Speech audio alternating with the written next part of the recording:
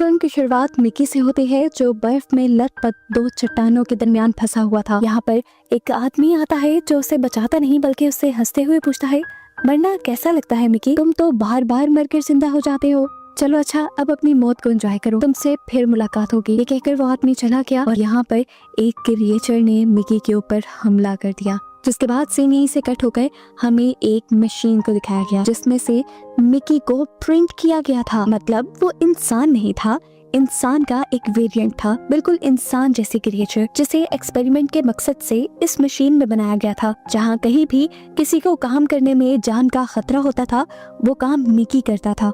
चाहे स्पेस की गहराई को जानना हो, क्या चेक करना हो किसी प्लैनेट का टेम्परेचर इंसानों के रहने के काबिल है या नहीं, वहाँ मिकी को भेजा जाता था। यहाँ तक कि जहरीली वैक्सीन के टेस्ट भी मिकी पर किए जाते थे और जब वो मर जाता था तो इसी मशीन के जरिए उसे दोबारा प्रिंट कर लिया जाता था ताकि उससे दूसरे काम करवा सकें। और नए मिकी को बनाने के बाद उसकी पुरानी मेमोरी भी उसके दिमाग में इंस्टॉल कर दी जाती थी। अब मिकी के साथ ये सब क्या हो रहा है, ये जानने के लिए स्टोरी थोड़ी सी और पास्ट में चली जाती है। मिकी और मिकी के दोस्त ने बिजनेस करने के लिए एक गैंगस्टर से कुछ पैसे उधार लिए हैं, लेकिन क्योंकि वो उन पैसों को वापस नहीं कर पा रहे तो अब गैंगस्टर्स उनके पीछे पड़ चुके हैं। वो आदमी अब इनको धमकी देता है कि अगर तुमने मुझे पैसे वापस ना किए तो मैं तुम्हारा कोई भी बॉडी पार्ट काट दूंगा। इस दुनिया में अर्थ बहुत ज्यादा पोल्यूटेड हो गई है, इंसानों का यहाँ रहना वैसे ही मुश्किल हो चुका है। इंसान रहने के लिए नए प्लैनेट्स की तलाश कर रहे हैं और ऐसे ही एक शिप को भी हमें दिखाया जाता है जो नए प्लैनेट की तलाश में निकल रहा है। इस स्पेसशिप में बहुत से लोगों की जरूरत थी। मिकी भी अपनी मुश्किलों से भागकर इस दुनिया से भागना चाहता था, लेकिन कोई काम उसे ऐसा आता ही नहीं था जो इस स्पेसशिप में रिक्वायर्ड हो। उसे फॉर्म पे एक एक्सपेंडेबल की चॉइस मिलती है जिसपे वो टिक कर देता है, ये जाने बगैर कि एक्सपेंडेबल का मतलब क्या है। जैसे ही उसका फॉर्म आके जाता है तो एक लड़की आकर उससे पूछती है, क्या तुमने सच में एक्सपेंडेबल के लिए फॉर्म भरा है? देखो ये एक ऐसी जॉब है जिसके लिए तुम्हें पैसे नहीं दिए जाएंगे, तुम्हें खाना भी कम दिया जाएगा और अगर तुम मर गए तो तुम परमिशन दे रहे हो कि तुम्हारे वेरिएंट को मशीन्स के जरिए प्रिंट कर लिया जाएगा, यानी तुम्हें बार बार जिंदा किया जाएगा। स्पेसशिप के ऑर्गेनिक वेस्ट का इस्तेमाल करते हुए मशीन के जरिए तुम्हारी नई बॉडी बनाई जाएगी जिसे वेरिएंट कहा जाएगा। मौत का दर्द तुम्हें बार बार सहना होगा, क्या तुम इसके लिए तैयार हो? मिकी के हाँ कहने पर उसके साथ एक प्रोसेस शुरू कर दिया जाता है जिससे उसकी मेमोरी एक हार्ड ड्राइव के अंदर सेव हो सके। ये काम खत्म होने के बाद उसके पास वही लड़की आती है और उसे एक गन देती है और कहती है, अपने आप को मार लो। मिकी को ना चाहते हुए भी अपने आप को शूट करना पड़ता है, जिसके बाद मिकी की इस बॉडी को ऑर्गेनिक वेस्ट पे फेंक दिया जाता है। कुछ देर बाद मशीन के जरिए उसकी एक दूसरी बॉडी प्रिंट कर ली जाती है जिसे आम लोगों के साथ आम नॉर्मल काम करते हुए दिखाया जाता है। अब यहीं पर हमें केनेथ मार्शल को भी दिखाया जाता है। वो स्पीच देता है कि हम जल्द ही इंसानों के लिए एक नया प्लैनेट रहने के काबिल बना लेंगे और सभी उसकी स्पीच पे तालियां बजाते हैं। मिकी को इसकी बातों में ज्यादा इंटरेस्ट नहीं था। वो खाना खाने के लिए एक जगह बैठा तो उसके पास एक सिक्योरिटी एजेंट नाशा बैठी हुई थी। ये दोनों बातें करने लगे और देखते ही देखते इनके दरमियान में दोस्ती हो गई। ये लोग अपना ज्यादा वक्त साथ गुजारना शुरू कर देते हैं और जल्द ही इनकी दोस्ती प्यार में बदल जाती है। मिकी की लाइफ तो यूं ही चलती रहती है कि कई मर्तबा उसे मार दिया जाता है और दोबारा प्रिंट यानी दोबारा जिंदा होने के बाद भी वो नाशा के पास ही आता है। और फाइनली ये लोग निफ्लिम प्लैनेट के पास पहुंच जाते हैं। यहाँ पे बर्फ थी जिससे पता चला कि यहाँ पर पानी के साथ साथ ऑक्सीजन भी मौजूद है, लेकिन क्या यहाँ का एनवायरनमेंट सांस लेने के काबिल है भी या नहीं, ये चेक करने के लिए मिकी को प्लैनेट पे उतारा जाता है। उससे मास्क हटाने को कहा जाता है जिसकी वजह से यहाँ पे मौजूद बहुत सारे बैक्टीरियाज उसके अंदर चले जाते हैं। उसकी तबीयत बिगड़ने लगती है और उसके नाक से बहुत ज्यादा खून आने लग जाता है। मिकी के अंदर के बैक्टीरियाज को चेक करते हुए साइंटिस्ट उन बैक्टीरियाज के खिलाफ वैक्सीन बनाना शुरू कर देते हैं। इन वैक्सीन को बार बार मिकी के ऊपर टेस्ट किया जाता है और मिकी को नेफ्लिम प्लैनेट पर भेजा जाता है। इस एक्सपेरिमेंट के लिए लगभग 12 से 13 बार ये लोग मिकी की जान ले लेते हैं और आखिर फिर एक ऐसा एंटीडोट, एक ऐसी वैक्सीन बनाने में तैयार हो जाते हैं जिसको लगाने के बाद इंसान नेफ्लिम प्लैनेट पर सांस ले सकते थे। एक्सपेरिमेंट के पास होने के बाद अब मिकी के साथ 3 और क्रू मेंबर नेफ्लिम प्लैनेट पर उतरते हैं। इस प्लैनेट को एक्सप्लोर करते हुए एकदम से बर्फ की चट्टानें हिलने लगती हैं और एक जवान लड़की बर्फ की एक चट्टान के नीचे आ जाती है। ये जानकर सभी लोगों को बहुत दुख होता है। अब मिकी जब स्पेसशिप में वापस आता है तो केनेथ मार्शल उस पर बहुत ज्यादा गुस्सा होते हैं और कहते हैं कि मरना तुम्हें चाहिए था, तुम एक एक्सपेंडेबल थे, लेकिन तुम्हारे मरने के बजाय एक ऐसी लड़की मर गई जो आगे जाकर वो हमारी नस्ल बढ़ा सकती थी। इस सब में गलती तुम्हारी ही है और तुम्हारी गलती की वजह से अब तुम्हें और कम खाना दिया जाएगा और तुम 12 घंटे के बजाय अब 18 घंटे की शिफ्ट किया करोगे। यहाँ पर मिकी इन्हें यह भी बताता है कि मैंने वहाँ पे एक जानवर देखा था जिसे उसने क्रीपर का नाम दिया। तो केनेथ मार्शल ने अब उसे ऑर्डर दिया कि तुम वापस नीचे जाओ और उस जानवर को पकड़ कर लाओ। मिकी उनके कहने के मुताबिक दोबारा नेफिलिम प्लेनेट पर उतरता है वहाँ से उस जानवर को पकड़ने के लिए, और इस सारे चक्कर में वो एक खाई में गिर जाता है। और ये वही सीन है जहाँ से मूवी स्टार्ट हुई थी। हमने देखा था कि मिकी के ऊपर इस क्रिएचर ने हमला कर दिया था, लेकिन वो मिकी को खाते नहीं। मिकी उन्हें कहता भी है कि मुझे खा लो, मुझे जान से मार डालो, लेकिन ये क्रिएचर उसे मारने के बजाय खींचते हुए उसे खाई से बाहर ले आता है। इसका मतलब ये था कि ये क्रिएचर इंसानों से नफरत नहीं करते थे और ना ही ये इंसानों के लिए नुकसानदायक थे। पेपर का ये बिहेवियर उसे समझ नहीं आता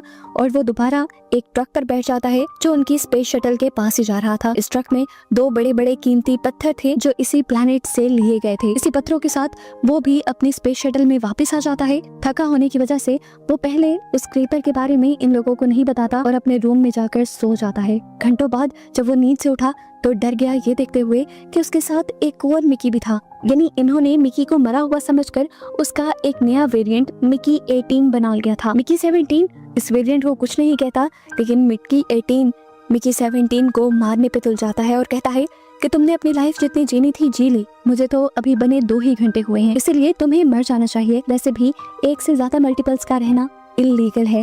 गवर्नमेंट ऑफिशियल्स ने मल्टीपल का जिंदा रहना इलीगल कर दिया था। यही बात याद दिलाते हुए मिकी 18 कहता है कि मरने का हक तुम्हारा है, मैं तुम्हें मार दूंगा। मिकी 17 कहता है प्लीज मेरी बात सुनो, तुम अपनी जिंदगी जीना, मेरा खाना खा लेना, बस मुझे जिंदा रहने दो, क्योंकि मैंने इंसानों को बताना है कि वो क्रीपर्स इंसानों के लिए खतरा नहीं है। ये ना हो इंसान उन्हें खतरा समझकर उन सबकी जान ले लें। ये लोग ऑर्गेनिक वेस्ट के पास खड़े हुए ये बातें ही कर रहे थे कि तभी यहाँ पर मिकी का पुराना दोस्त टैमो आ गया। ये वही लड़का है जिसके साथ मिलकर मिकी ने दुनिया में लोन लिया था और उसी की वजह से आज वो एक्सपेंडेबल बनने पे मजबूर हुआ था। गुस्सा तो इन दोनों को ही था उस पर, तो ये दोनों मिलकर टैमो को ऑर्गेनिक वेस्ट में डाल देते हैं। लेकिन तभी यहाँ पर दूसरे लोग आ जाते हैं तो इन्हें टैमो को बचाना पड़ता है। टैमो जब वापस निकला तो घबराया हुआ था। उसकी घबराहट का फायदा उठाते हुए मिकी 18 और मिकी 17 ने उसे धमकी दी कि अगर तुमने किसी को बताया कि हम 2 वेरिएंट यहाँ पे जिंदा हैं तो तुम्हें दोबारा ऑर्गेनिक वेस्ट में डाल देंगे, इसलिए अपनी जुबान बंद रखना। खैर अब मिकी 17 अपने रूम में चला जाता है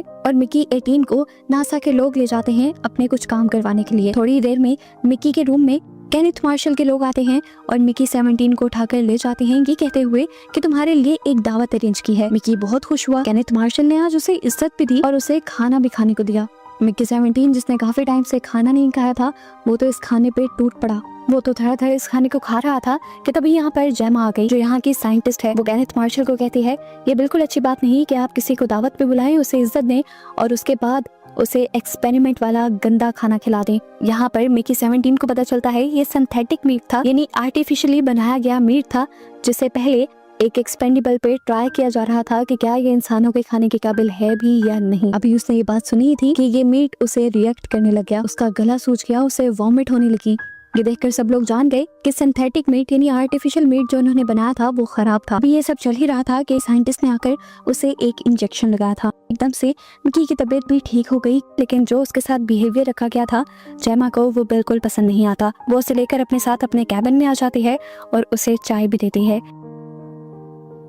कि दोनों यहाँ बात करते हैं और जेमा को मिकी की नेचर काफी अच्छी लगती है। चाय पीने के बाद वो जल्दी से उठकर अपनी कैबिन की तरफ निकल जाता है, जहाँ वो जाकर देखता है कि नाशा यानी उसकी फ्रेंड यहाँ पे आई हुई थी। वो इस टाइम मिकी 18 के साथ बैठी हुई थी और मिकी 17 को देखकर वो हैरान रह गई कि 2 मिकी एक ही टाइम में कैसे सरवाइव कर रहे थे। वो तो किसी तरह इस बात को हजम कर ही लेती, लेकिन इतनी ही देर में यहाँ पर जेमा आ गई मिकी 17 के पीछे पीछे। वो जाकर फौरन अथॉरिटीज को इसकी कंप्लेन करने वाली होती है कि तभी उसे नाशा रोक लेती है। नाशा उसे कहती है देखो मिकी के जिंदा रहने या ना रहने से तुम्हारा कुछ नहीं जाएगा, लेकिन मैं मिकी से बहुत ज्यादा प्यार करती हूँ, मैं उसके बगैर नहीं रह सकती। फिलहाल जेमा भी उनकी बात मान लेती है और इससे पहले कि ये लोग कुछ और बात कर पाते इन्हें मीटिंग रूम से बहुत ज्यादा शोर सुनाई देता है। वहाँ पे असल में केनेथ मार्शल नेफिलिम प्लेनेट से लाए स्टोन्स पे अपना नाम खुदवा रहा था ताकि सबको ये पता चले कि केनेथ मार्शल और उसकी जनरेशन पहली मर्तबा नेफलिन प्लैनेट पे आई थी और यहाँ रहना शुरू किया था उन्होंने। पत्थर को जैसे ही काटा जाता है तो उसके अंदर से 2 क्रीपर्स निकल आते हैं, जिनमें से एक केनेथ मार्शल के ऊपर हमला कर देता है और दूसरा यहीं पर रेंगने लग जाता है। यहाँ पे भगदड़ मच जाती है, जिनकी आवाजें सुनकर ही जेमा और नाशा यहाँ पे आई थी। सिक्योरिटी गार्ड्स ने उस क्रीपर को तो फौरन मार दिया था जिसने केनेथ मार्शल पे हमला किया था, लेकिन हम देखते हैं कि यहाँ पर अब मिकी 18, जिसे केनेथ मार्शल पे बहुत ज्यादा गुस्सा था क्योंकि उसकी वजह से उसकी बार बार जान जाती थी, वो केनेथ मार्शल को मारने की कोशिश करता है। ऐसे मिकी 18 की गलती की वजह से सब लोगों का ध्यान मिकी 17 और 18 दोनों पे चला जाता है और उनके साथ साथ नाशा को भी पकड़ लिया जाता है क्योंकि नाशा ने इस चीज की रिपोर्ट नहीं की थी। हम देखते हैं कि अब उस क्रीपर को भी पकड़ लिया गया था जो छूटकर भागा था और उस पर नए नए एक्सपेरिमेंट्स इन लोगों ने स्टार्ट कर दिए थे। अब नाशा और मिकी 17 बातें ही कर रहे थे कि यहाँ पर टेमो आ गया। वो मिकी से कहता है, देखो यार, अर्थ पे जिससे हमने लोन लिया था वो कह रहा है कि जल्द ही हम उसके पैसे वापस करें। पैसे तो हमारे पास है नहीं, तो उसने धमकी दी है कि वो मेरी या तुम्हारी बॉडी का कोई पार्ट लेना चाहता है। देखो, तुम एक एक्सपेंडेबल हो, अगर मर गए तो तुम्हें दोबारा जिंदा कर लिया जाएगा, लेकिन अगर मेरी बॉडी का कोई पार्ट चला गया तो मैं क्या करूंगा। तभी मिकी 18 कहता है, यार देखो, ज्यादा गुस्से वाला मैं हूँ और मैं ही तुम्हें ऑर्गेनिक वेस्ट पर भी फेंकने वाला था। मेरा गुस्सा बार बार मुझे मुसीबत में डाल रहा है। एक काम करो, तुम मेरी ही बॉडी का कोई पार्ट ले लो। जैसे ही खुशी से टेमो उसके करीब आता है तो मिकी 18 उसे शॉक दे देता है क्योंकि यही तो उसका प्लान था। जिसके बाद उसने टेमो की जेब से चाबी भी चुरा ली। वो अभी आजाद हुआ ही था कि यहाँ पर कुछ और लोग आ गए क्योंकि पता चला केनेथ मार्शल की वाइफ ने उस क्रीपर की दुम को काट के एक सॉस बनाया था जो उसे बहुत ज्यादा पसंद आया था। अब उसे ऐसे ही क्रीपर्स की और दुमें भी चाहिए थी, जो लाने का काम उसने डिसाइड किया कि इन तीनों को दिया जाएगा। स्पेस शटल के बाहर के कैमरा से केनेथ मार्शल देख पाता है कि इस छोटे क्रीपर को लेने के लिए बहुत सारे क्रीपर्स तेजी से उनके स्पेसशिप की तरफ बढ़ रहे थे। वो तो इन सबको मारना ही चाहता था, लेकिन फिर उसके सेक्रेटरी ने कहा कि इन क्रिएचर्स को मारकर क्या होगा, आपका तो कोई फायदा नहीं होगा। पहले इन तीनों को जाने दें और इनको अपना काम करने दें। जब इन क्रिएचर्स की दुमें आप लोगों को मिल जाएंगी उसके बाद मार दीजिएगा आप इन्हें। नाशा को उसकी बातें सुनकर बहुत ज्यादा गुस्सा आ रहा था। वो केनेथ के ऊपर बोलने लग जाती है, चिल्लाने लग जाती है, कितने बेहिस इंसान हो, अपनी जुबान की टेस्ट के लिए तुम इतनी क्रिएचर्स को दर्द दोगे, तुम्हें बिल्कुल शर्म नहीं आती ना। उसके बाद से केनेथ मार्शल को गुस्सा आ जाता है और वो उसको सजा देने के लिए छोटे क्रीपर को एक रस्सी से बांधकर उसकी रस्सी नाशा के दांतों में पकड़ा देता है और उसे ऑर्गेनिक वेस्ट के पास जाकर खड़ा कर देता है और कहता है कि अगर ये रस्सी छूटी तो देखो ये मारा जाएगा। अब उस छोटे क्रीपर की जान बचाने के लिए नाशा दांतों में रस्सी पकड़े खड़ी थी, जबकि मिकी 17 और मिकी 18 को स्पेसशिप से नेफलिन प्लैनेट के ऊपर उतार दिया गया था। उन्हें ज्यादा दूर जाने की जरूरत नहीं पड़ी थी। क्रिएचर सारी तकरीबन स्पेस शटल के पास ही थी। अब मिकी 17 जो पहले भी यहाँ की एक क्रिएचर से मिल चुका था, वो इन क्रिएचर से बात करना चाहता था और सब चीजों को रिजॉल्व करना चाहता था। वो क्रिएचर को बताता है कि ये इंसान है, इनके पास बहुत सी जहरीली गैसेस हैं जो छोड़कर वो तुम सबको मार देंगे। इस क्रिएचर के पास टेलीकाइनेसिस पावर थी, यानी अपना मैसेज मिकी 17 के माइंड में पहुंचा सकता था। वो कहता है कि हमारे एक क्रीपर को तुमने मार दिया है और एक क्रीपर तुम्हारे पास है। अगर तुम मरे हुए क्रीपर के बदले अपने किसी साथी को मार दो और मेरे दूसरे क्रीपर को लाकर वापस हमें दे दो तो मैं भी तुम सबको बख्श दूंगा। नहीं तो हमारे पास भी ऐसी पावर्स है जिनसे हम तुम्हें तबाह कर सकते हैं। हमारे पास कुछ ऐसी साउंड वेव्स निकालने की ताकत है जो तुम्हारे कान क्या तुम्हारे दिमाग तक को फाड़ देंगी। इसी चीज की एग्जांपल देने के लिए वो क्रिएचर जोर से चिल्लाने लगती है। ये आवाज इतनी ज्यादा भयानक थी कि मिकी 17 और 18 को अपनी जान बचाने के लिए अपने कान बंद करने पड़े। मिकी 17 ये बात समझ चुका था कि ये क्रिएचर्स बहुत ज्यादा ताकतवर हैं। यही बात वो बताने के लिए स्पेसशिप के कैमरा के पास जाता है और हाथ हिलाकर ये समझाने की कोशिश करता है कि क्रीपर के बच्चे को छोड़ दो। नाशा उसका ये इशारा समझ चुकी थी, लेकिन केनेथ मार्शल को लगा कि मिकी उन क्रिएचर्स से कुछ बातचीत कर रहा है। केनेथ कहता है कि बातचीत तो मुझे करना चाहिए, मैं लीडर हूँ। पीछे से उसका सेक्रेटरी भी कहता है, जी सर, आप बाहर जाएं, आप उनसे बात करें।